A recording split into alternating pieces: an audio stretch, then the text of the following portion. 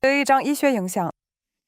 其中，延長就決定患者心血管風險的關鍵線索。然而，要確認這一線索，傳統的心血管診斷從來都不簡單，需要進行插入導管的侵入性檢查，檢查與恢復後是漫長，也給患者帶來了不少的費用負擔啫。The MEND Biosimulator 的 Cardios 完全改變咗這一過程啊！係通過人工智能分析既有嘅 X 心血管造型，影響與跟一張 CT，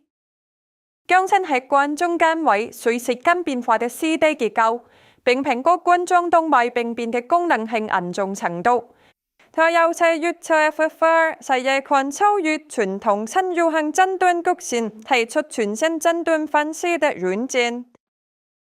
僅憑記錄單一時點嘅一張 CT， 難以充分白話隨心臟波動而變化嘅心血管運動與結構變化。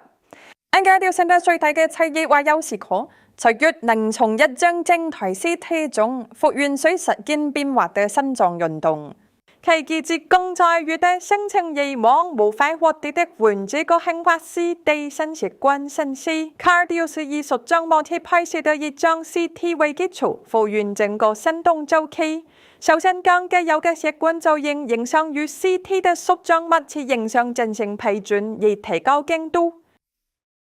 如例後，人工智能生成響果實點變化所謂的形變親氣，並且一應用將數張模測 CT 轉換為覆蓋整個行動週期，包含多個實點嘅零碎 CT。在實施一段按時間順序同時使用一張數張模測 CT 與真實患者嘅血管造型影像，通過將復原出嘅個實點 CT 與血管造型影像進行比對，實時指真實心臟波動嘅運動。而在實際診斷現場，無需人為嘅血管造型，僅憑一張 CT 即可完成復原。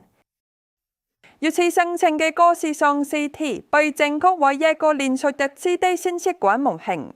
畫面中顯示的紅色心血管圖形，正是承載一個心動週期內血管形狀與運動變化的患者個生化 CD 模型嘅。Cardios 在此模型上，隨時間分析血管的最小直徑、長度、去路與扭轉變化，並預測病變的位置與風險，以及下流經過血管時產生嘅壓力下降即 FFR。僅憑一張 CT 復原嘅結果，預示計測量人證屬最高度吻合，分類準確率達到80%以上。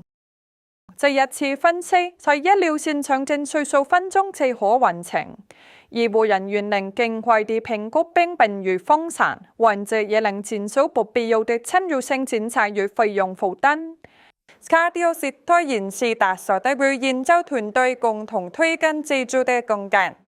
通過史夫蘭斯醫院與復星大學醫院嘅臨床研證，以及多項國家研發課題，不斷積累照製作上嘅可靠性嘅。利用一張藝術嘅影響，成為精準嘅診斷洞察。Cardios 以及 The MEND Biosimulator 正帶嚟從心血管診斷嘅下一步。